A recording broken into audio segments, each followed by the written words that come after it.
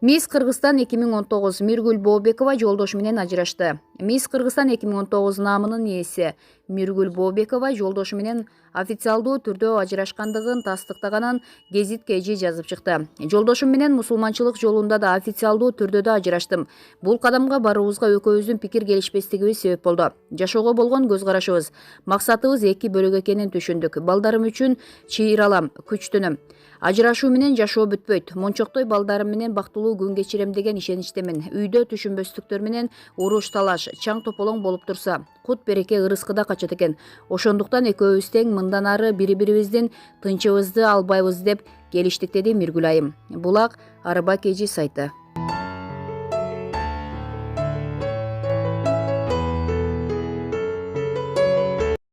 Крим чөйрөнүн таасирдүү өкүлү маркум Алмамбет Анапияевдин чоң атасы ким болгон? 19-кылымдын орто ченинде Алай өрөөнүндө эл өтө сейрек жайгашкан. Түздүктөрдү Аркар, Кулжа, Тоо бетин Айоо, Илбирс, Улар, Кекилик байырлап эркин жашап келген. Сейрек кыштактуу Алай өрөөнү бадал, арча, карагайлар менен курчалып, шибер өсүп турган. Жекенди конушунда 30 түтүнгө жетпеген калк болгон. Мына ушул кыштакта дин илимин жакшы билген султан аттуу киши жашаган. Сабаттуу бул кишини Молдо Султан деп аташкан. Молдо Султандын тунуулу Анапия ошол маалдагы Кокон хандыгынын Маргалан уездинин акими болуп бекитилген. Бул тууралуу анын небереси Калмамат Анапияев аймактык кабарчы менен болгон маегинде билдирди. Анын айтымында Анапия Чоң Алай районунун Жекенди айылында 1873 жылы төрүлгөн. Чоң атабыз 7 жашына чейин ата-энесинин колунда тарбияланып, андан соң азыркы Тажик Республикасынын Жергетал районуна караштуу Каратегин кыштагынын мечит медресесинде билим алган. Окуусун ийгиликтүү аяктаган соң үй бүлөлүү болгон. 1876 жылы Кокон хандыгы Орусиянын карамагына өтүп, Туркистан генерал-губернаторлугу аталып калат. 1902 жылдан 1929 жылга чейин Катта Алай аймагынын акимчилигинде аким болуп эмгектенет. Ал ошол жылдары эл башкаргандан сырткары соттун милдетин дагы аткарып турган. 1929 жылы бийлик тараптан кысым көрсөтүлүп, Кытайга куугунтукталып кеткен, деди небереси Калмамат Анапияев.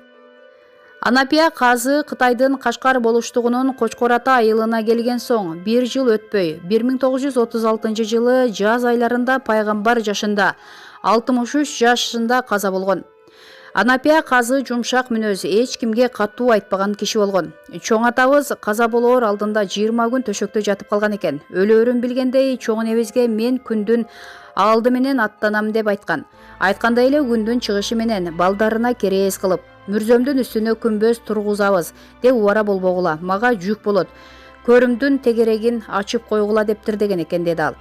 Анапия казынын уруусу Кызыл Мудурук болгон. Учурда Чулук айылынын жашоочуларынын басымдуу бөлүгүн Кызыл Мудурук уруусунан таркагандар түзөт.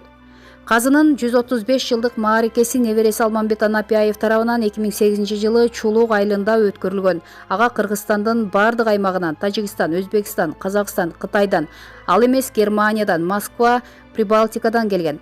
Конокторго арналып Чулук кыштагына жакын жайгашкан Кооз булунга 84 боз үй тегилген. Маараке Кыргыздын улуттук оюндары менен башталган. Көкбөрө, эреңиш, кунан чабыш, жорго салыш жана башка оюндар өткөрүлгөн. 2007 жылдын жайында неберелери Кытайга атайын барып, чоң атасы жүргөн жерлерин көрүп зыярат кылып, Анапия казыга Куран окуп келишкен.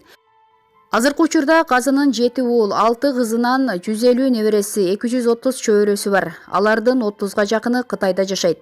Крим чөйрөнүн өкүлү Алмамбет Анапияев 2015 жылы 19 февралда Белоруссиянын Борборо Минскте киши колду болуп каза болгон.